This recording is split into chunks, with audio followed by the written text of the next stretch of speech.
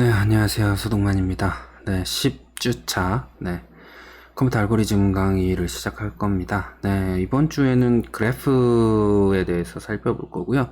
그래프 알고리즘에는 어떤 것들이 있는지 알아보고, 그래프에 대해서 공부를 할 텐데, 상당히 양도 많고, 좀 중요한 부분이에요. 그리고 실제로 여러분들이 여기저기 사용해 봄직한 그런 알고리즘들이 상당히 많이 나옵니다. 그리고 기본 지식으로 여러분들이 알고 계셔야 되는 부분들도 많이 나오니까 그런 부분들을 중점적으로 좀 살펴보시고, 사실 그래프 알고리즘에 나오는 상당한 부분들은 여러분들이 실제 코딩을 통해서 학습을 진행을 하셔야 되는데, 제가 지난주에 미리 숙제를 드렸잖아요.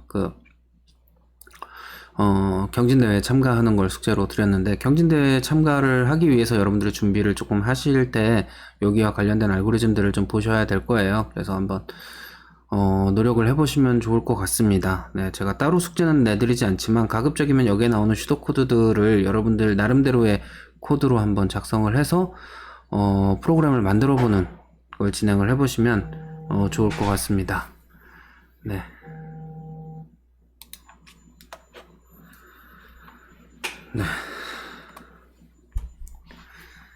뭐 그림 나와 있는데요. 뭐 중요하지 않으니까 이건 넘어갈게요. 오늘 양이 많아서 조금 빠르게 진행을 하면서 녹화를 할 겁니다. 네, 시간이 좀 길어질 수도 있어서요. 우선 이번 챕터의 학습 목표는 그래프의 표현 방법을 익히는 거예요. 그래프를 어떤 식으로 이제 표현을 해야 되고, 그림으로 그리면 어떻게 표현을 하고, 이 그림으로 그려진 그래프를 어떤 형식으로 자료 구조를 만들어서 컴퓨터에 저장을 해서 처리를 할 것인가에 대한 부분을 살펴볼 거고요. 그리고 난 다음에 이 그래프에서 너비를 중심으로 해서 탐색하는 너비우선 탐색과 깊이를 중심으로 하는 깊이우선 탐색의 원리를 이해를 하도록 하겠습니다.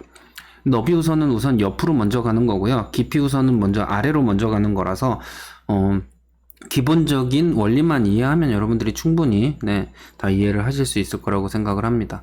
그 다음에는 이제 신장트리에 대해서 살펴볼 거고요. 신장트리란 무엇인지 살펴보고, 최소 신장트리를 구하기 위한 알고리즘을 한번 알아보도록 하겠습니다.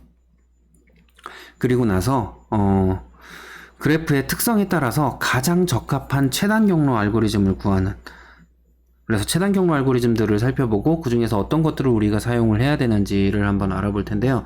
이 최단 경로 알고리즘은 진짜 실생활에서 많이 쓰이거든요. 지도에서 경로를 찾을 때도 쓰고요. 자동차 내비게이션에서도 주로 사용을 하고, 그 외에도 네트워크에서 패킷들이 어떻게 이동을 할지 결정할 때에도 이런 알고리즘들을 사용을 합니다. 실질적으로 지나가는 경로에서 어느 정도의 시간이 소요되는지를 계산을 하고, 그 시간을 바탕으로 해서 가장 빠른 시간 안에 도착할 수 있는 것들, 뭐 이런 것들을 계산하기 위해선, 혹은 거리를 중심으로 해서 최단 거리로 길을 안내한다거나 할 때 사용되는 알고리즘이니까 이런 부분들에 대해서도 좀 학습을 할 거고요. 그 다음에 이제 위상정렬 알고리즘에서 DAG에 대해서도 살펴볼 건데, 요 뒷부분은 조금 간단하게 설명을 드릴게요. 이 앞부분이 워낙 핵심적인 부분들이 많다 보니까 이 부분을 중심적으로 설명을 하고, 이 부분은 좀 간단하게 설명을 하도록 할게요. 그 다음에 강연결 요소라고 하는, 그래서 연결이 잘 되어 있는 것들을 그룹핑해서 좀 더 간단하게 그래프를 표현할 수 있는 방법들, 그리고 이 알고리즘의 정당성에 대해서도 간단하게 얘기를 할 거고요. 그 다음에 각각 알고리즘의 수행 시간을 분석할 수 있도록 한다라고 되어 있는데, 위상정렬과 강연결 요소는 그냥 간단하게 소개를 하는 정도로 진행을 할까 합니다. 이번 챕터는 좀 분량도 많고 해서 보다 핵심적인 부분들을 잘 이해를 하시면, 이 부분을 잘 이해하시면 이 부분은 사실 그냥 읽어보는 것만으로도 여러분들이 어느 정도 이해를 하실 수 있을 거라고 생각을 합니다. 그래서 이렇게 진행을 하도록 할게요. 먼저 그래프에 대한 겁니다. 그래프에서는 어떠한 현상이나 사물을 정점, 버텍스라고 하는 개념으로 놓고, 그 다음에 그 버텍스 사이를 연결하는 것을 엣지, 간선으로 표현을 한 건데, 이 그래프의 이론은 여러분들이 이미 1학년 때 이산수학이라는 과목을 통해서 기본적인 개념은 다 학습을 하셨을 거예요. 그래서 그 그래프의 이론을 실질적으로 코딩에서는 어떻게 활용하는지에 대해서 살펴보는 걸 중점적으로 할 거고요. 그래서 보통 그래프 G라고 하면 버텍스와 엣지의 집합으로 표현을 합니다. 그래서 버텍스의 집합 V, 그 다음에 엣지의 집합 E 이렇게 표현을 하고요.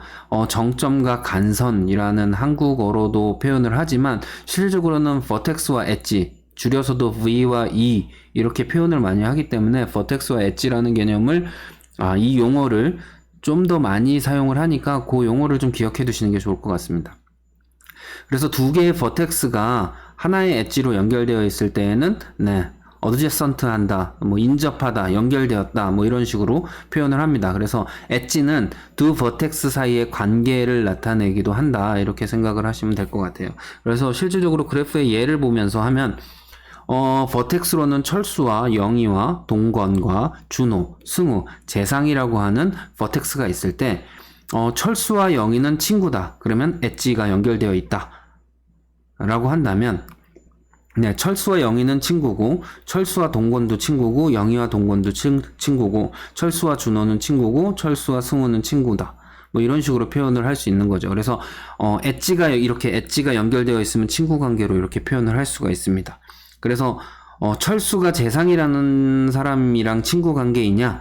라고 하면 그렇지 않다라는 걸 확인할 수 있고, 그럼 연락을 취하기 위해서는 친구인 동건에게 연락을 하고 동건이 재상에게 연결하는 순서로 가야 된다. 뭐 이렇게 생각을 해볼 수가 있겠죠.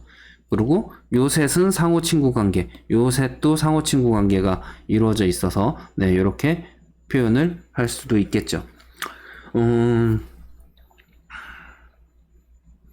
이런 식으로 그래프를 표현을 하고, 이때 친밀도를 조금 더 가중치로 나타내서 얘네들은 9만큼 치네, 얘네들은 7만큼 치네, 얘네들은 6만큼 치네, 이런 식으로도 표현을 할 수 있잖아요.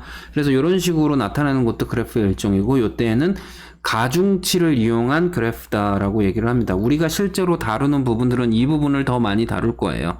최단거리 알고리즘이나 이런 것들은 이 가중치를 통해서 가중치가 낮은 쪽, 즉 1이면 1초가 걸리는 거고, 뭐 9면 9초가 걸린다고 했을 때 1초 걸리는 사이를 계산을 한다거나, 그러면 뭐 철수에서 재상까지 가는데 가장 최단 거리는 이렇게 되겠죠. 6과 1을 더해서 7의 거리가 되는 거잖아요. 뭐 이런 식으로 처리를 하기도 하고요. 그래서 이런 식으로 그래프를 나타내서 가중치를 이용해서 처리를 하기도 한다. 그래서 양방향과 가중치를 이런 식으로 표현을 하기도 하지만, 혹은 디렉티드 그래프라고 해서 다이그래프라고 부르는데요. 이런 다이그래프, 한국말로 하면 유향 그래프, 있을 유, 방향 향자입니다. 그래서 방향이 있는 그래프. 그래서 철수는 영희에게 연락을 할 수 있고, 영희도 철수에게 연락을 할 수 있다. 뭐 전화번호가 있다, 이렇게 생각하셔도 되고요. 철수는 동건의 전화번호가 있지만 동건은 철수한테 연락을 할 수 없다, 전화번호가 없어서. 뭐 이런 식으로 표현을 하는 것도 유향 그래프의 일종이라고 볼 수 있습니다. 특히 도로 같은 경우에는 원웨이가 있기 때문에, 이거는 일반적인 도로라면 요거는 요쪽만 이동할 수 있는 원웨이다, 이렇게 표현을 한다라고 생각을 하셔도 될 것 같습니다. 그래서 철수에서 승우는 이렇게 갈 수 있지만, 승우에서 철수로 가기 위해서는 갈 수 있는 방법이 없네요, 여기는. 그러면 철수에서 동건에 가기 위해서는 이렇게 가지만, 동건에서 철수로 가기 위해서는 이렇게 거쳐야 된다. 뭐 이런 식으로, 만약에 이게 도로고 이게 각각의 교차로라면 이런 식으로 표현을 할 수 있겠죠. 그래서 이런 식으로 그래프로 나타내는 경우가 상당히 많아요. 사실 내비게이션이나 길찾기 지도 같은 경우에는 내부적으로는 이런 식으로 다 각각의 교차로마다 교차로를 버텍스로 두고 각각의 도로를 엣지로 둔 다음에 그거에 대한 정보들을 다 저장을 해놓고 거기에서의 최단 경로 혹은 가는 길찾기 뭐 이런 것들을 수행할 수 있습니다. 이런 유형 그래프에서도 마찬가지로 가중치를 이렇게 부여할 수가 있겠죠. 철수가 영희한테 연락을 할 때는 8초가 걸리는데 영희가 철수한테 연락을 할 때는 9초가 걸린다더라. 뭐 이런 식으로 표현을 할 수가 있겠죠. 혹은 철수가 영희네 집에 방문할 때 8분이 걸리지만 영희가 철수네 집에 방문할 때는 9분이 걸린다. 뭐 이런 식으로도 표현을 할 수가 있습니다. 가중치를 이용을 해서 어떠한 적절한 값을 배분을 해서 처리를 할 수 있다. 이렇게 생각을 하시면 될 것 같아요. 그래서 이렇게 다양한 종류의 그래프들이 있어요. 지금 현재 4가지 정도의 그래프를 살펴보셨죠. 그냥 간단하게 각각의 버텍스들이 엣지로 연결되어 있는 그래프, 그 다음에 각각의 버텍스들이 엣지로 연결되어 있는데 그 엣지에 가중치가 부여된 그래프, 그 다음에 각각의 버텍스에 대해서 엣지가 그려져 있는데 이때 방향성을 나타내는 엣지로 표현하는 그래프, 이때 방향성을 나타내는 엣지에다가 가중치를 부여한 그래프 해서 총 4가지의 그래프의 예를 살펴보셨습니다. 자, 그럼 이러한 그래프들을 실제로 컴퓨터에서 다루기 위해서는 어떻게 데이터를 표현을 해야 될까? 표현하는 방법들에 대해서 살펴볼 텐데요. 첫 번째 방법은 인접 행렬이라는 방법입니다. 즉 매트릭스의 형태로 표현을 하는데 n by n의 행렬로 표현을 합니다. 그래서 n은 버텍스의 개수예요. 그래서 버텍스의 개수만큼 이렇게 배치를 하고 이 각각의 버텍스가 연결되어 있는지를 이렇게 매트릭스로 얘와 얘가 연결되어 있으면 1 아니면 0. 자기 자신은 보통 0으로 표현을 합니다. 자기 자신은 그래서 여기에서 여기 1번에서 2번으로 연결되어 있으면 1, 1번에서 3번으로 연결이 안 돼 있으면 0 이런 식으로 표현을 하는 게 바로 인접 행렬이다. 그래서 원소 i와 j가 연결되어 있으면 1이라고 쓰고 정점 i와 즉 버텍스 i와 버텍스 j 사이에 엣지가 존재하는 경우에 우리는 1로 표현을 한다. 만약에 원소 ij는 0이라는 의미는 버텍스 i와 버텍스 j 사이에 엣지가 존재하지 않는 경우에 0으로 표현을 한다. 유한 그래프 같은 경우에도 마찬가지로 앞에 나오는 i에서 i 버텍스 i에서 버텍스 j로 갈 수 있으면 1, 갈 수 없으면 0으로 나타나면 됩니다. 똑같이. 그리고 가중치의 경우에는 갈 수 없으면 0, 그리고 가중치가 있다면 1 대신에 해당 가중치를 그 매트릭스에다가 써주면 되겠죠. 그래서 실제로 앞서서 살펴본 그래프를 이렇게 표현을 하면 철수는 1이라고 놓고 영희를 2번 버텍스라고 놓고 동권을 3번 버텍스, 준호를 4번 버텍스, 재상을 5번 버텍스, 승우를 6번 버텍스라고 놓으면 이 연결관계를 이렇게 매트릭스로 만들 수가 있겠죠.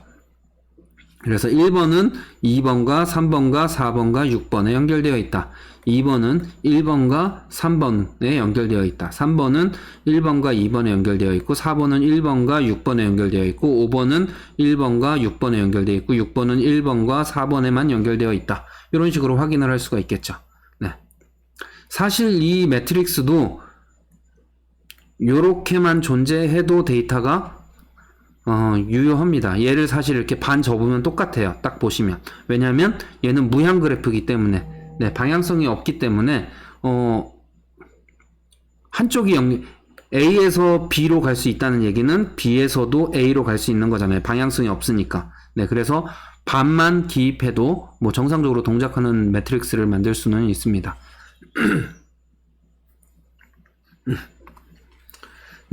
혹은 이제 가중치가 부여되어 있는 경우에는 1 대신에 이렇게 가중치를 적어주면 된다라는 거. 뭐 매트릭스를 구성하는 방법은 이건 그냥 2차원 배열로 이렇게 만들면 저장 가능하죠. 여러분들이 데이터로 이 매트릭스를 어떻게 저장해요? 라고 갑자기 생각이 날 수도 있으니까요. 이건 2차원 배열로 이렇게 저장을 할 수도 있습니다.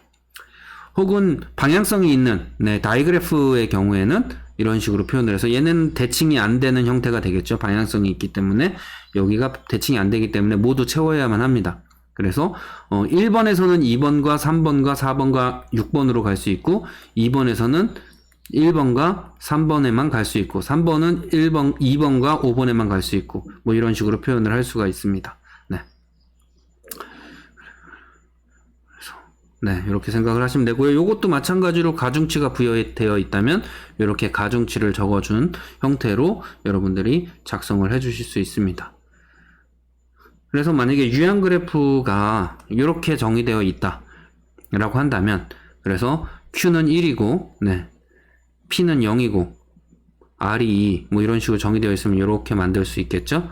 이렇게 만들어 놓고 각각의 방향성에 따라서 연결되어 있는 것들을 초기 값을 다 0으로 해놓고 연결되어 있는 것들만 이렇게 표시를 해주면 이제 매트릭스가 만들어지게 되겠죠. 인접 행렬. 왜 인접이라고 그러냐 하면은 두 개의 버텍스가 엣지로 연결되어 있는 경우는 adjacent, 즉 인접하고 있다라고 얘기를 하기 때문에 인접에 대한 내용을 행렬로 정의를 한 거기 때문에 인접 행렬이라는 말을 사용을 합니다. 가중치가 있는 그래프의 경우에도 이런 식으로 표현을 합니다. 그래서 연결되어 있지 않은 것은 0 혹은 무한대로 이렇게 표현을 해도 0이 무한대라고 생각을 하셔도 됩니다. 그래서 이런 식으로 표현을 한다라고 생각을 하시면 될 것 같아요. 이게 이제 기본적으로 인접 행렬, 즉 adjacent 매트릭스로 표현을 하는 방법이고요. 그러면 다른 방법에 대해서도 한번 살펴보도록 하겠습니다. 그러면 그래프를 이번에는 인접 리스트로 한번 표현을 해보도록 할게요. 인접 리스트라고 하는 것은 일종의 링크드 리스트로 표현을 하는 거고요. 네, 그래서 n개의 링크드 리스트로 표현을 하는 방법입니다. 그래서 i번째 링크드 리스트는 네, vertex i에 인접한 vertex들을 링크드 리스트로 연결을 해 놓은 거예요. 그래서 예를 들어서 1번 vertex 1번이 누구랑 연결되어 있느냐? 그러면 2번과 연결되어 있고 4번과 연결되어 있고 뭐 6번과 연결되어 있다. 이런 식으로 링크드 리스트로 표현을 하는 거죠. 그러면 링크드 리스트에 대한 배열을 이렇게 잡아주고 여기에서 2번 버텍스, 3번 버텍스, 4번 버텍스, 5번 버텍스 하면 각각 연결되어 있는 것들이 링크드 리스트로 이렇게 연결되어 있는 거죠. 물론 마지막은 널로 이렇게 연결을 해주면 되겠죠. 네, 뭐 이런 식으로 연결을 해 놓는 게 됩니다. 이때 웨이트가 있는, 즉 가중치가 있는 그래프 같은 경우에는 2,7 뭐 이런 식으로 연결하면 되죠. 2번 버텍스와 7의 가중치로 연결되어 있다. 뭐 이런 식으로 표현을 하면 됩니다. 실제 그림을 보면서 살펴보시면은요. 이래서 1번 버텍스는 2번과 3번과 4번과 6번에 연결되어 있고 2번 버텍스는 1번과 3번, 3번은 1, 2, 5 뭐 이런 식으로 표현을 하는 겁니다. 뭐 링크드 리스트는 여러분들이 뭐 구조체를 이용을 하시든 뭐 쉽게 여러분들이 만들어서 사용을 하실 수 있을 거라고 생각을 하고요. 그래서 무형 그래프의 경우에는 이렇게 링크드 리스트를 구성을 할 수가 있습니다. 만약에 가중치가 있는 경우에는 value를 하나 추가해서 이렇게 가중치 value를 추가해주고 그 다음에 다음 링크를 가지게 이렇게 만들어주면 되는 거라서 여러분들이 뭐 링크드 리스트를 한 번이라도 만들어 보신 분들은 얘를 쉽게 데이터를 만들어내실 수 있을 거예요. 그래프를 보고. 네. 자, 링크드 리스트로 이렇게 연결하는 방법, 표현하는 방법도 있지만 세 번째로 이제 배열로 표현하는 방법입니다. 배열은 n개의 연결 배열로 표현을 하는 거예요. 그래서 i번째 버텍스에 대해서 네, 인접한 정점들의 집합을 배열로, 링크드 리스트를 그냥 배열로만 표현을 하면 되죠. 만약에 가중치가 있는 경우에는 네, 마찬가지로 리스트에 가중치도 보관하는 방식으로 만드시면 됩니다. 그래서 비슷하죠. 네, 얘가 링크드 리스트가 아니라 그냥 이렇게 배열의 형태로 네, 비정방형 배열이라고 보시면 됩니다. 비정방형 2차원 배열처럼 이렇게 만들어진다 라고 생각을 하시면 될 것 같아요. 뭐 요것도 여러분들이 생각보다 쉽게 구현을 하실 수 있지 않을까 생각을 합니다. 근데 이 경우에 배열의 개수를 정확하게 알기가 힘들다라는 단점이 있어서 보통은 요 앞에 배열의 길이를 넣어줍니다. 그래서 1번 버텍스에는 4개의 버텍스가 연결되어 있어. 그리고 이 배열을 가면 2, 3, 4, 6과 연결되어 있어. 이런 식으로 표현을 해주는 거죠. 얘는 2개와 연결되어 있고 3개, 2개, 2개, 3개 이렇게 표현을 해줘서 각각의 버텍스가 몇 개의 버텍스와 연결이 되어 있는지를 확인하고 그에 따라서 뒤에 나오는 배열의 크기를 알고 접근할 수 있도록 만들어주는 방식입니다. 그래서 뭐 네, 배열의 정점에서 인접한 끝자리의 목록을 이런 식으로 표현하는 방법도 있어요. 얘 같은 경우에는 무조건 2차원 배열로 이렇게 표현을 해야 되는데 요거보다 1차원 배열로 표현을 하기 위해서 이런 식으로 해놓고 요거를 하나의 배열로 구성을 하는 거예요. 대신에 1번 버텍스는 4번까지야. 2번 버텍스는 6번까지야. 그러면은 네, 1, 2, 3, 4 하고 5, 6, 7, 8, 9, 10 11, 12, 13, 14, 15, 16, 17 이렇게 되면 각각의 즉 이 앞에 있는 것을 요거를 계속 더하면서 쓰는 거예요. 4고 여긴 더하니까 6 더하면 9, 11, 13, 15 이런 식으로 써주는 거랑 똑같습니다. 네. 숫자가 조금 다르긴 하네요. 뭐 어디서 계산을 잘못했지?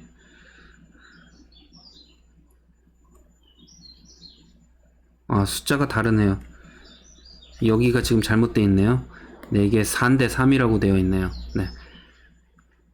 그래서 아무튼 네, 이런 식으로 표현을 할 수 있다 라고 기억을 하시면 됩니다. 그래서 이런 식으로 표현하는 1차원 배열로 표현하는 방식도 존재를 합니다. 그래서 하나의 배열에서 모두 다 표현을 할 수 있도록 만들어주는 네, adjacent array로 구현하는 방법도 네, 존재합니다. 그래서 크게 네, 매트릭스 방식으로 표현하는 방법과 링크드 리스트로 표현하는 방법 그 다음에 배열로 표현하는 방법, 세 가지로 이러한 그래프를 표현할 수 있다라는 걸 학습을 하셨습니다. 네, 그러면 그래프에 존재하는 모든 버텍스들을 하나씩 방문해보는 방법들을 살펴볼 텐데요. 기본적으로 모든 버텍스를 방문하기 위한 알고리즘으로 두 가지 방법들을 많이 사용을 해요. 첫 번째는 너비운선 탐색이라고 BFS라고 부릅니다. 영어로는 Breadth First Search라고 읽고요. 그래서 줄여서 그냥 BFS라고 많이 얘기를 해요. BFS. 그래서 너비우선 탐색은 트리가 뭐 이렇게 존재를 한다거나 했을 때 뭐 그래프도 트리의 일종이라고 본다면 요렇게 읽어가는 거예요. 이런 형식으로 읽어가는 게 너비우선 탐색이고요. 깊이우선 탐색은 DFS라고 부르고 이게 조금 더 많이 쓰이기는 합니다. Depth First Search라고 해서 얘는 먼저 요렇게 읽고 요렇게 읽고 요렇게 읽고 요렇게 읽는 방식으로 갑니다. 그래서 아래쪽으로 먼저 이렇게 쫙쫙 읽어가 나가는 방식이 Depth First Search 방식입니다. 그래서 DFS 방식이고요. 요게 상당히 중요한 방식 중에 하나고요. 그래프 알고리즘의 가장 핵심이 되는 알고리즘입니다. 그래서 얘는 그냥 딱 보면은 되게 쉬워요, 사실. 그렇게 어렵지 않은데 막상 코딩을 하려고 그러면은 되게 헷갈리는 부분이 많이 있거든요. 그래서 좀 자세히 좀 공부를 하셔야 좋은 그래프 알고리즘을 만들 수가 있습니다. 그래서 먼저 너비우선 탐색 방법인데요. BFS는 이제 너비를 먼저 가는 거예요. 그래서 처음에 모든 버텍스의 집합에서 시작 지점을 모든 버텍스의 집합에서 시작을 뺀 것을 순서대로 하나씩 버텍스를 들어가면서 방문을 했는지의 여부를 다 노로 놓습니다. 그러면 시작 지점은 이미 방문을 한 거니까요. 그리고 나서 여기서 시작 지점은 yes로 놓고 이제 얘는 방문했다. 이제 나머지들을 방문을 해야 되겠죠. 그래서 방문한 거를 Q에다 집어넣어요, 이제. 그럼 여기 S가 이렇게 들어가 있겠죠, Q에. 그리고 나서 Q가 공집합이 아니라면, Q에 지금 S가 들어있으니까 공집합이 아니죠? 그럼 여기에서 Q에서 하나를 뺍니다. 그러면 S를 빼겠죠. 그러면 S를 U에다가 저장을 하고, 그러면 U가 연결되어 있는 모든 버텍스의 집합을 순서대로 하나씩 읽는 거예요. 그래서 순서대로 해서 얘가 만약에 아직 방문하지 않았다면 걔를 모두 방문을 한 것으로 하고 Q에다가 집어넣는 거예요. 그래서 만약에 S가 여기 있으면은 1, 2, 3, 4, 5, 6 이렇게 되어 있다.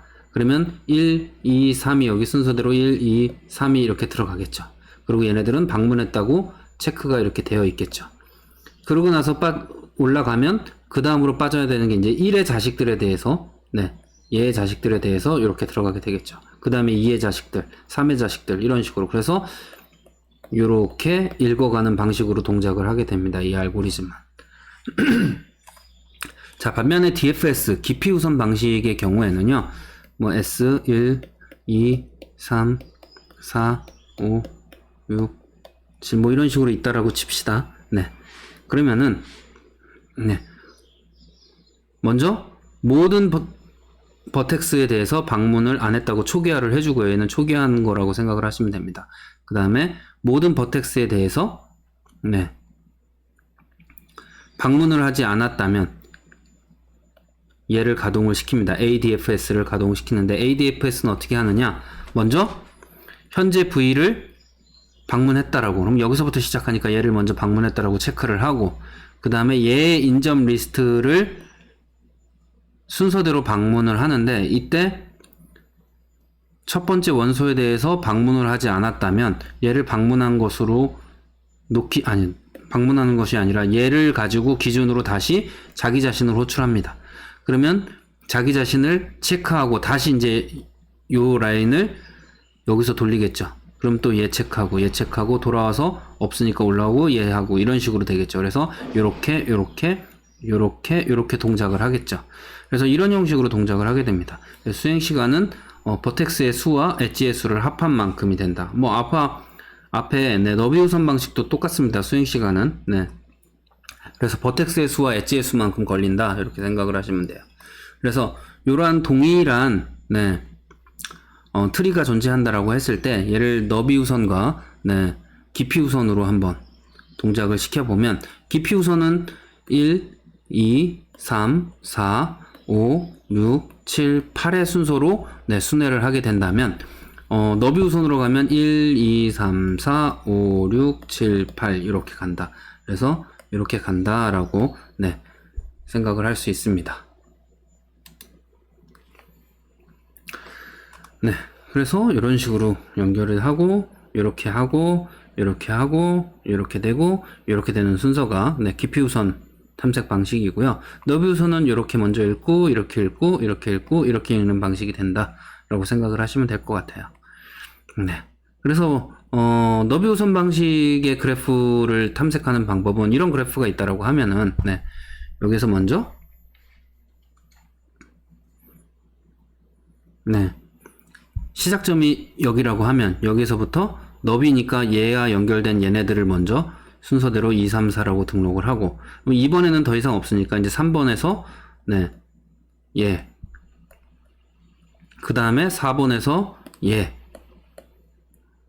그리고 나서 6번에서 얘 해서 이렇게 연결돼서 모든 버텍스를 순회할 수 있는 모든 버텍스에 방문할 수 있는 경로는 이런 식으로 나오게 된다라는 거죠. 네. 이게 이제 너비 우선 방식으로 했을 때 이 모양이 나오고요. 그럼 깊이 우선으로 했을 때는 또 모양이 달라지겠죠. 깊이 우선으로 했을 때는 여기에서 여기 먼저 가고 그 다음에 여기서 또 가고 그 다음에 여기로 가면 여기나 여기로 가면 되는데 여기로 간다라고 치면 얘를 가고 그럼 여기에서 또 연결되어 있는데 얘를 가고 이렇게 되고 네. 그러면 이어서 여기에서 더 이상 가려고 했더니 없죠. 이제 갈 데가. 그럼 그러면 4로 가서 여기도 없고 3으로 가서 여기도 더 없고 2로 갔더니 여기에 추가할 게 있어요. 그럼 얘를 가서 이렇게 가고 그럼 여기에서 이 둘 중에 뭐 얘를 먼저 간다라고 치면 이렇게 해서 이렇게 되고 그 다음에 다시 없으니까 돌아가고 여기 있으니까 이렇게 돼서 모양이 이렇게 나오게 됩니다. 네. 그래서 동일한 형태의 그래프에서 깊이 우선 탐색을 하느냐 너비 우선 탐색을 하느냐에 따라서 실질적으로 연결되는 형태가 요거 완전히 다른 형태로 연결이 되게 되겠죠. 그래서 이런 형태로 탐색을 하게 되면 전혀 다른 방식으로 동작을 할 수도 있다라는 겁니다. 네. 그러면 이때 이제 이런 것들을 위해서 우리가 추가적으로 할 수 있는 게 무엇일까 살펴보면 우선은 최소 신장 트리라는 게 있어요. 미니멈 스패닝 트리라는 건데요. 얘는 우선은 방향성이 없는 연결 그래프에서 사용을 할 수 있어요. 그래서 모든 정점 간의 경로가 존재하는 그래프를 연결 그래프라고 하고요. 네. 그래서 버텍스들 중에 연결이 되어 있지 않은 엣지가 없는 버텍스는 존재하지 않는 그래프를 의미를 합니다. 연결 그래프는. 그리고 방향성도 존재하지 않고. 그래서 트리라는 것은 그래프도 트리의 일종이라고 아까 얘기를 드렸는데요. 그 중에서도 사이클이 없는 연결 그래프, 즉 순회하는 이렇게 되는 경우가 없는 이 경우에는 이렇게만 하면 얘는 트리를 만족하는데 얘가 이렇게 있으면 얘는 트리를 만족하지 않습니다. 왜냐하면 순회를 하게 때문이죠. 그래서 사이클이 없는 형태의 연결 그래프를 트리라고 부르고 n개의 정점을 가지는 트리는 항상 n-1개의 엣지를 가진다. 즉 아까도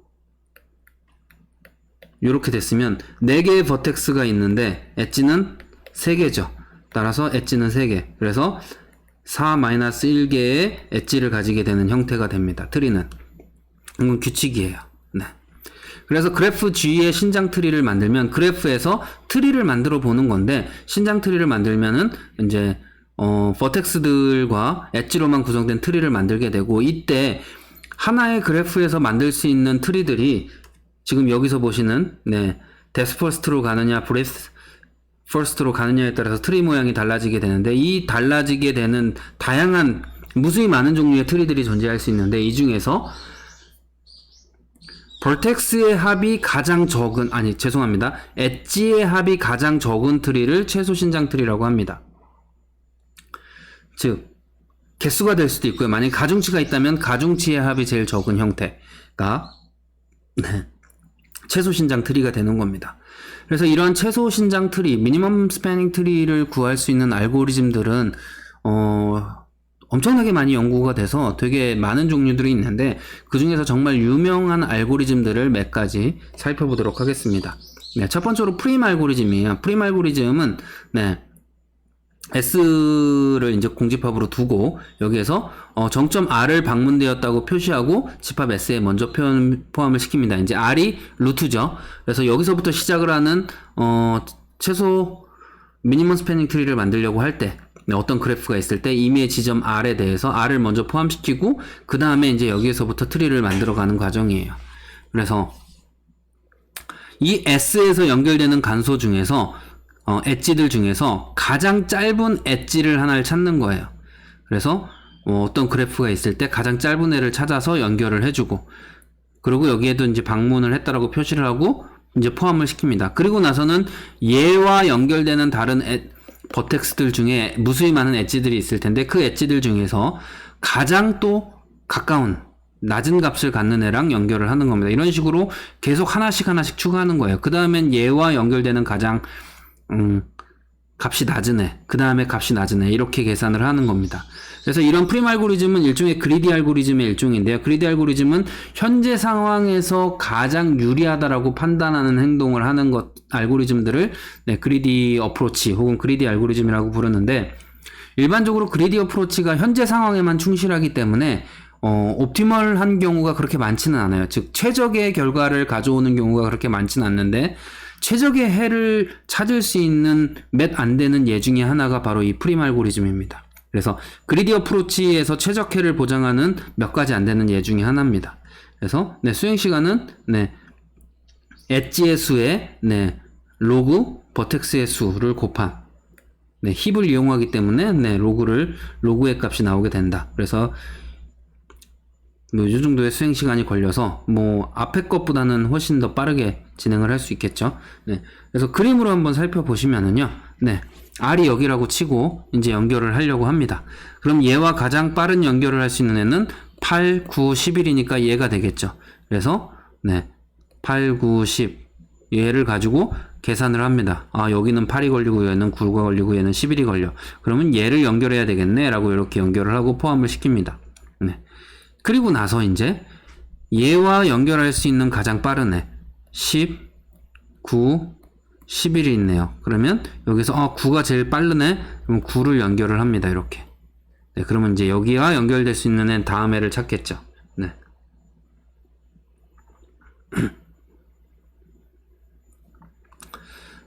그렇게 되면 이제 여기에서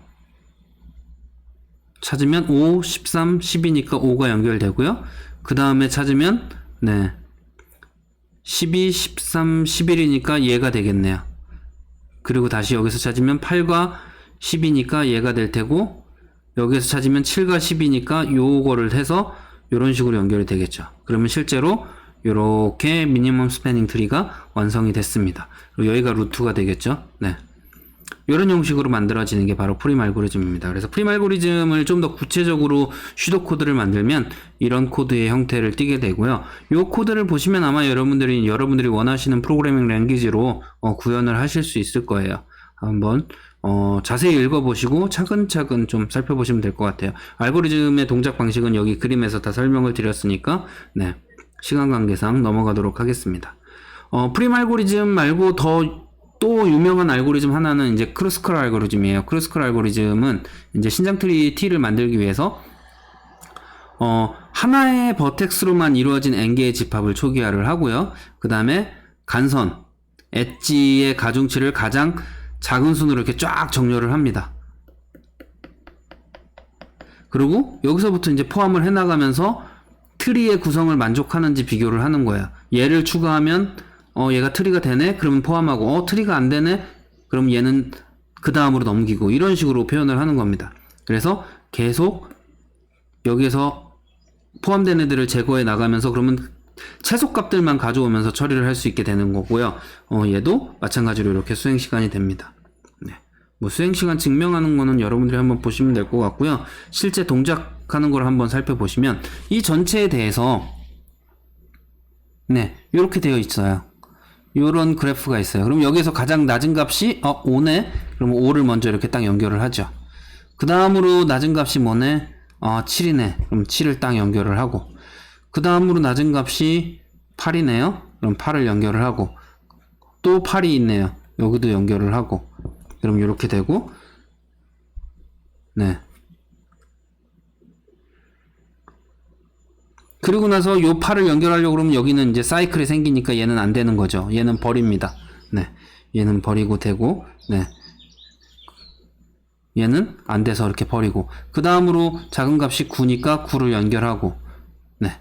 그 다음으로 작은 값이, 네, 11이네요. 11 연결했더니, 트리가 완성이 됐네? 모든 버텍스가 다 포함이 됐네? 확인해 보니까 이렇게 나오는데, 프림 알고리즘이랑 크루스칼 알고리즘이 모두 동일하게 나오는 걸 확인하실 수 있죠. 네. 그래서 결과는 같습니다.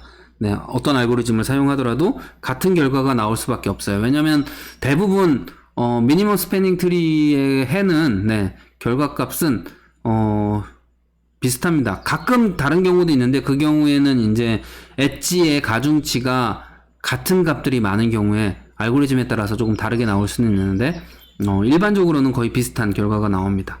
그래서 프림 알고리즘과 크루스칼 알고리즘이 실질적으로 얼마나 안정성이 있는지에 대한 증명이 교재에 나와 있는데 이 부분은 여러분들이 그냥 이해를 하는 것으로 넘어가고 네, 자세하게 증명을 하는 것들은 네, 진행하지 않도록 하겠습니다. 네. 자, 그러면 이번에는 토폴로지컬 소팅, 즉 위상에 대해서 정렬을 하는 위상 정렬에 대해서 살펴볼 건데요. 이 위상 정렬은 사이클이 없는 유형 그래프에서 사용할 수 있는 알고리즘이고요. 그래서 이 그래프를 사이클이 없는 형태라고 한다면 여기에서 즉 사이클이 없는 방향성 그래프에서 순서대로 배치를 하는 알고리즘이에요. 그래서 모든 정점을 일렬로 나열을 하는데 각각의 버텍스에서 임의의 버텍스로 가는 간선이 있는 경우에는 무조건 네, 버텍스 X가 버텍스 X에서 버텍스 Y로 가면 무조건 일렬로 이렇게 표현을 할 때 X가 앞에 나오고 Y가 뒤에 나와야 됩니다. 여기에 이렇게 표현을 하고요. 네.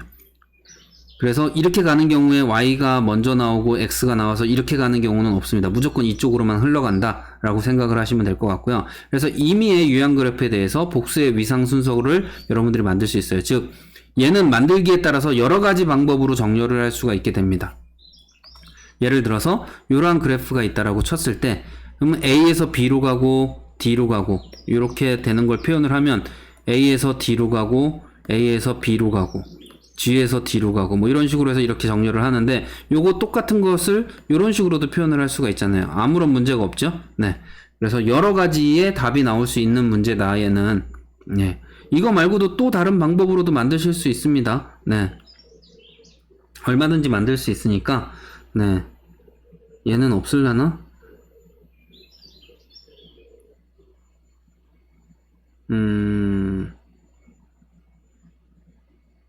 네. 얘가 일로 오는 경우도 존재하겠죠? 네.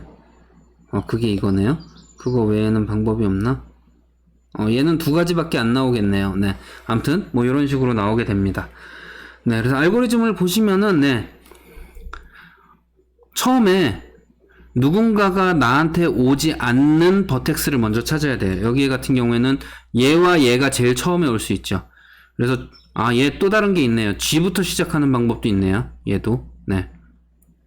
무조건 이 둘 중에 하나로 시작을 할 수밖에 없는 거죠. 그래서 이 둘 중에 하나를 임의로 하나 선택한 다음에 얘를 먼저 놓고 그 다음에 네, 버텍스 U에 대해서 네, 진출 간선을 모두 제거를 하고 그 다음에 돌리는 겁니다. 순서대로 이렇게 돌아가면서 정렬을 하는 건데 얘도 마찬가지로 네, 시타의 V의 개수 더하기 엣지의 개수, 버텍스의 개수 더하기 엣지의 개수만큼 동작을 하게 된다라는 겁니다. 그래서 이렇게 되어 있으면 여기에서 시작점이 얘와 얘가 있네요. 그럼 얘부터 먼저 한번 얘를 선택해서 얘를 지우고 그러고 나면은 이제 얘와 얘죠. 그럼 둘 중에 하나를 지우면 돼요. 그러면 얘를 지우고 그렇게 되면 이제 네 얘가 되겠죠? 네 그래서 얘를 지우고 왜냐면 얘는 여기서 오는 게 있고 얘도 여기서 오는 게 있고 얘도 여기서 오는 게 있으니까 그 다음에 얘밖에 없잖아요. 그쵸? 그럼 이 상황에서는 이제 더 이상 이 둘 중에 하나 아무거나 선택을 하면 되는데 네, 예제에서는 얘를 먼저 선택을 했습니다. 그러고 나서 얘를 선택하고 얘를 선택하면 얘를 순서대로 정렬을 하면 네, 위상 정렬이 되는 거죠. 네, 그래서 얘를 좀 더 디테일하게 표현을 하면 이런 식으로 만들어지게 됩니다. 그래서 얘도 데스 퍼스트 서치랑 상당히 유사하게 동작을 하는 방식으로 동작을 해요. 그래서 이 알고리즘을 좀 보시고 한번 코드를 구현해 보시면 생각보다 쉽게 구현을 하실 수 있을 건데요. 이 알고리즘의 동작 방식은 이 그림을 보면서 한번, 네, 얘는 제일 뒤에서부터 가는 겁니다. 그래서 제일 뒤에서 받는 애를 찾고 여기서 오는 애를 찾고, 네, 이렇게 되는 거죠. 그래서 얘를 놓고 그 다음에 얘를 넣고, 네, 그래서 그 다음에 이렇게 찾아보니까 얘가 돼서 얘를 넣고 그 다음에 얘를 넣고 그 다음에 얘를 넣고 얘를 넣고 이렇게 돼서, 네, 찾는 방식입니다. 그래서 앞에서부터 찾는 거랑 뒤에서 찾는 거 두 가지 방법이다 라고 생각을 하셔도 될 것 같아요. 네, 쭉 찾아가면서, 네, 그래서 한번 알고리즘 슈도 코드를 보면서 여러분들이 좀 이해를 하시면 될 것 같습니다. 자, 그러면 이런 경로에서 이번에는 이제 최단 경로, shortest path를 찾는 알고리즘들을 한번 알아볼 건데요. 최단 경로는 우선은 가중치가 있는 유형 그래프에서 사용을 합니다. 네, 무형 그래프에서도 사용하는 경우가 있지만 대개의 경우에는 유형 그래프에서 보통 찾는 알고리즘으로 정의를 하고, 네, 사용을 합니다. 무형 그래프의 경우에는 왜 사용 가능하냐? 이렇게 되어 있는 경우에는 얘는 이렇게 바꿔주면 되는 거잖아요. 네, 그래서 얘도 유형 그래프로 바꿀 수 있기 때문에, 네, 유형 그래프는 무형 그래프로 바꿀 수가 없지만 이렇게는 바꿀 수 있지만 이렇게는 바꿀 수 없다라는 거죠. 네, 그렇기 때문에, 네, 유형 그래프만 되는 경우에는 무형 그래프를 유형 그래프로 변경을 해서 처리를 하면 된다, 이렇게 생각하시면 됩니다. 네, 그래서 무양간선 방향이 없는 엣지 UV는 방향이 있는 엣지 U,V와 V,U 두 개로 가정하면, 네, 된다, 이렇게 생각을 하시면 될 것 같고요. 그래서 두 개의 버텍스 사이에서의 최단 경로는 두 버텍스 사이에서 경로들 중에서 간선의 가중치의 합이 최소인 경로를 찾는 거예요. 즉 A 지점에서 B 지점까지 갈 때 어떤 경로로 가야 가장 빠른 시간 안에 도달할 수 있느냐, 혹은 가장 최단 거리, 가장 짧은 킬로미터 수로 이동할 수 있느냐, 뭐 서울, 대전, 대구, 부산, 인천, 울산, 뭐 춘천, 원주, 뭐 제천, 청주, 충주, 광주, 뭐 해남, 뭐 무안, 뭐 이렇게 있으면, 뭐 이런 데에서 서울에서 대구까지 이동하는 최단 경로는 어떻게 되느냐, 뭐 이렇게 되느냐, 이렇게 되느냐, 뭐 이런 것들을 계산하는 거라고 생각을 하시면 되겠습니다. 그래서 단일 시작점에서의 최단 경로를 찾는 것은 어떤 특정 시작점에서부터 각 버텍스에 이르는 최단 경로를 구하는 거예요. 그래서 여기로부터 시작하는 모든 점들에 대해서 얘로 갈 때는 이렇게 가고 얘로 갈 때는 이렇게 가고 얘는 뭐 이렇게 가고 이런 식으로 정의를 해놓는 것이, 네, 단일 시작점 최단 경로다 라고 생각을 하시면 되고요. 유명한 알고리즘으로 다익스트라 알고리즘이랑 벨만포드 알고리즘, 그 다음에 사이클이 없는 그래프에서의 최단 경로를 구하는 알고리즘, 뭐 이런 것들을 이용할 수 있는데, 다익스트라 알고리즘은 우선은 가중치가 음수가 없는 경우에만 사용을 하는 거고요. 벨만포드 같은 경우에는 음수의 가중치가 있는 경우에도 사용을 할 수 있습니다. 그래서 두 개는 좀 지향점이 다른데, 일반적으로 음수가 있는 경우는 없어서, 네, 다익스트라를 더 많이 사용을 합니다. 그래서 실제로 다익스트라 기반의 길찾기 서비스는 지금 현재 여러분들이 사용하시는 대부분의 길찾기 서비스들이 이 다익스트라를 기반으로 한 것들이 아마 대부분일 거예요. 거기에 이제 추가적인 변수들을 더 도입을 해서 어떻게 처리를 할지를 이제 고민을 해서, 실제는 다익스트라 알고리즘이 아니라 조금 더 개량된 형태의 알고리즘을 사용을 하기는 합니다. 그래서 모든 쌍에 대해서 최단 경로를 구하는 알고리즘 같은 경우에는, 즉 이렇게 그래프가 이렇게 있으면 모든 점에 얘와 얘 사이, 얘와 얘 사이, 얘와 얘 사이, 이런 것들을 모두 구하고자 할 때 사용하는 알고리즘은, 네, 플로이드 워샬 알고리즘이라는 애가 있습니다. 네. 근데 우리가 실질적으로 사용을 할 때에는 보통 출발지와 목적지가 정해져 있는 경우가 많아서요, 네, 다익스트라 알고리즘으로 구하는 경우가 제일 많습니다. 네. 자, 다익스트라 알고리즘은, 네, 우선은 가중치는 음수가 아니고 다 양의 정수여야 하고요. 네. 그래서 이렇게 그래프가 그려져 있다면, 네, R을 시작점으로 해서, 네, 다 우선 연결이 되어 있지 않다라고 초기화를 하고선 처음에 자기 자신을 이제 방향을 넣습니다. 그리고 나서 최소값들을 찾아서 하나씩 하나씩 추가하는 방식입니다. 이렇게. 네, 그래서 그림을 보면서 이 알고리즘을 다시 설명을 드리도록 할게요. 기본적으로는 이렇게 동작을 하는데, 자, 스타트 지점이 여기라고 칩시다. 그럼 여기에서부터 제일 가까운 데가 어디냐, 제일 빠른 길을 찾자. 네, 그러면 네, 여기로 가는 게 제일 빠르죠. 그럼 이렇게 연결을 하고, 그러면 얘와 또 연결을 하는 걔는 어디냐? 그러면 얘가 여기가 제일 빠르죠. 10. 그 다음으로 연결되는 애는 네, 여기죠. 여기서부터 연결되는 애. 네, 그래서 여기에서부터 연결되는 애는 10 하나예요. 그리고 또 여기서 연결되는 애도 있죠. 그래서 보면 10을 가지고 여기를 이제 계산을 해보면 어떻게 되느냐. 제가 다시 설명을 드릴게요. 좀 말이 꼬여서. 네. 자, 0에서부터 여기까지 가는데 8이었어요. 그리고 여기까지 9, 여기까지 11이 걸리니까 얘가 이렇게 돼서 여기까지 가는데 8이 걸린다 라고 했어요. 그러면 그 다음에 여기까지 가는데 걸리는 시간은 18이 되죠. 10을 더해야 되니까. 네. 그리고 여기까지 가는데 9, 여기까지 가는데 11이에요. 그러면 실질적으로 제일 빠른 길은 여기가 되겠죠. 그래서 여기를 포함을 합니다. 그러고 나서 계산을 하면 여기는 이제 순회가 되니까 이미 돌아간다니까 얘는 필요가 없고, 여기에서 여기로 가는 데는 그 다음으로 연결될 수 있는 데가 여기는 10으로 값이 변경이 되겠죠. 여기가 1이니까. 그 다음에 여기로 가는 데는 11이 됩니다. 그러면 여기까지 이제 연결을 하는 거예요. 이렇게. 그러면 이제 여기가 10에서 두 칸을 더 가니까 여긴 12. 여기에서 여기로 못 가고 여기서 여기로 가는 거, 여기는 계속 11이네요. 네. 그러면은 12와 11 중에서 네, 11을 선택을 해서 이렇게 연결을 하겠죠. 이렇게 연결을 한 다음에 여기는 12, 여기는 8이니까 19가 되고, 11에서 8 더하고 11에서 8 더하니까 19가 되고, 여기가 먼저 가겠죠. 그래서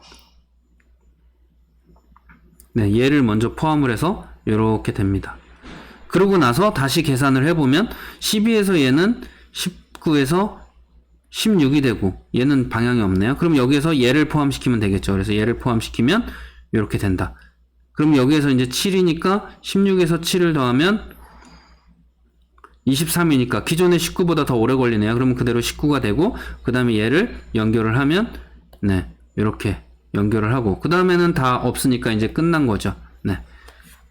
그래서 이 지점에서 네, 갈 수 있는 거, 얘 여기까지는 8이 걸리고, 여기까지는 9, 여기까지는 10, 여기까지는 12, 여기까지는 19, 16, 11이 걸린다라는 걸 모두 계산을 했습니다. 이렇게 계산을 해놓으면 여기서부터 여기까지 가는 최단 경로는 10이네 라는 걸 계산해서 알 수 있는 거잖아요. 그래서 실질적으로 경로는 이런 식으로 만들어지게 된다 라는 겁니다. 네. 그러면 이제 내비게이션에서 어디를 가야 될 때 각각의 길을 바로 찾을 수가 있게 되겠죠. 그래서 이런 형식으로 만들어 놓은 거에 네, 다익스트라 알고리즘이 됩니다. 자, 이번엔 벨만포드 알고리즘인데요. 다익스트라 알고리즘과는 다르게 얘는 음수도 허용하는 방식이에요. 그래서 여기 알고리즘은 여러분들이 찬찬히 한번 순서대로 읽어보시면서 이해를 하는 걸로 하고, 저는 그림을 보면서 알고리즘의 동작 원리를 설명드리도록 하겠습니다. 자, 먼저 0에서부터 연결 가능한 애들의 값을 이렇게 집어넣어요. 네. 그리고 나서 우선은 추가하지 않고 다시 이제 여기에서 또 연결 가능한 애들을 가지고 계산을 해봅니다. 여기에서 여기로 가는 데는 18, 여기에서 여기로 가면은 10, 여기에서 여기로 가면은 12, 기존에 11이니까 그대로 유지 되고, 여기가 10이네. 계산이 되고. 근데 요렇게 가면은 얘가 8이지만 마이너스 15 때문에 마이너스 6이 되네. 그러면 최저값으로 계속 갱신하는 거예요. 최저값으로. 그 다음에 또 연결되는 애들 해서 최저값으로 갱신하고, 네, 계속해서 최저값으로 이렇게 갱신을 해나가는 겁니다. 계속해서 각 단계마다 계산을 해보고 값이 더 작으면 그 값으로 바꿔주고, 계속 이렇게 하면서 하나하나 계속 계산을 해나가는 거예요. 네. 이렇게 되면 이제 이런 형태가 나오게 되는 거죠.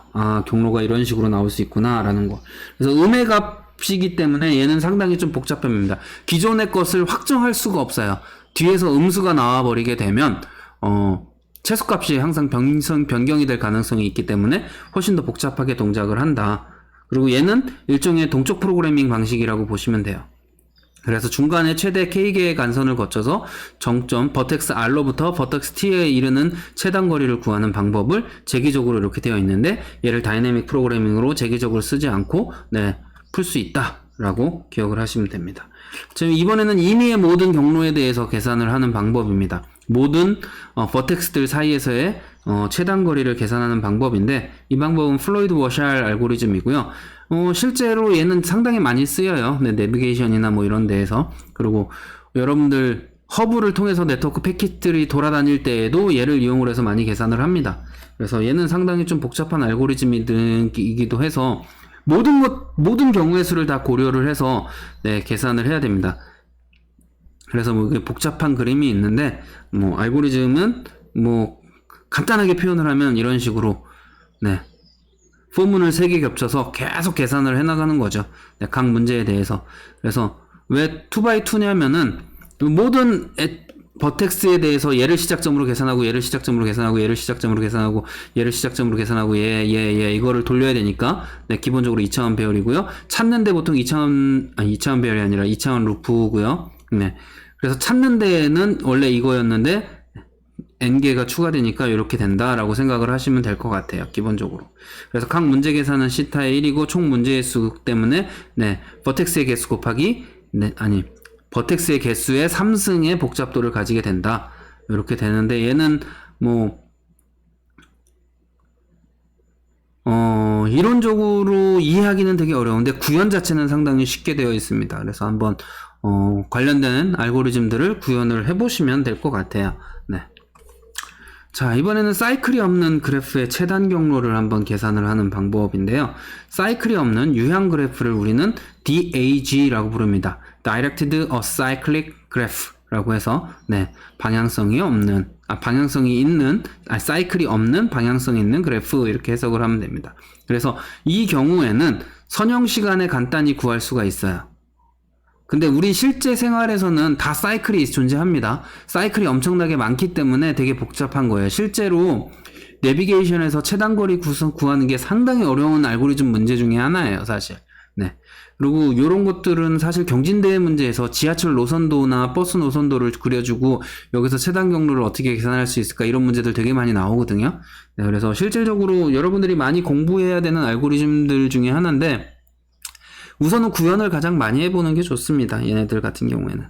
그래서 우선은 뭐 뒷부분은 간단하게 제가 설명을 한다라고 해서 지금 디테일하게 설명을 안 하고 있는데, DAG 쇼티스트 패스 구하는 것도 마찬가지로 포로프 2개를 이용을 해서 비교해서 계산을 하는 방식으로 계산이 된다.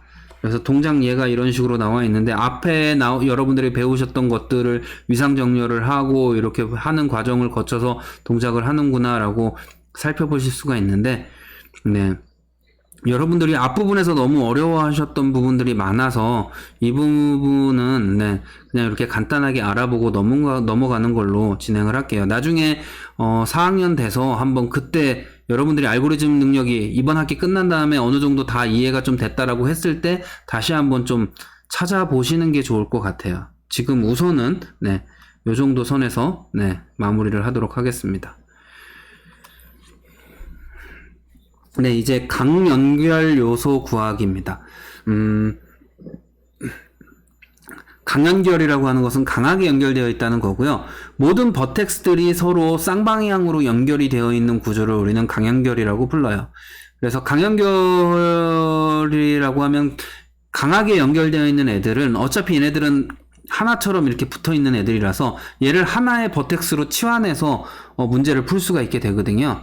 그래서 이런 강연결 요소를 찾은 다음에 얘네들을 하나의 버텍스로 축약해서 표현할 수 있는 방법들이 있기 때문에 얘도 알고리즘에서 많이 사용되는 알고리즘입니다.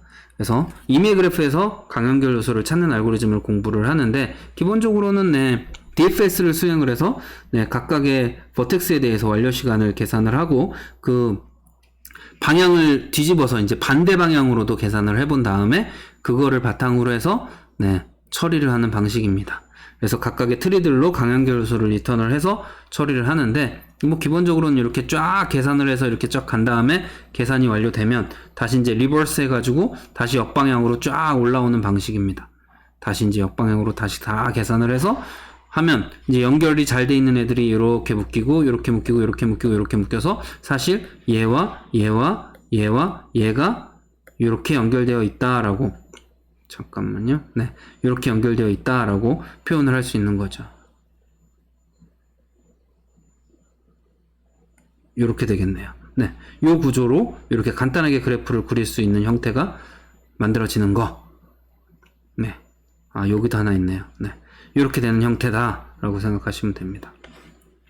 그래서 제대로 동작한다는 거 증명 막 이렇게 복잡하게 되어 있는데, 제가 앞서도 말씀드렸지만 이 부분은 좀 그냥 간단하게만 살펴본다라고 말씀을 드렸었죠.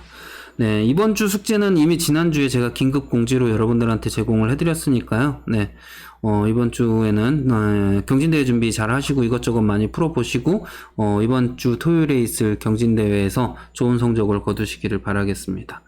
네, 이번 주 수업은 여기까지 진행을 할게요. 네, 감사합니다. 수고하셨습니다.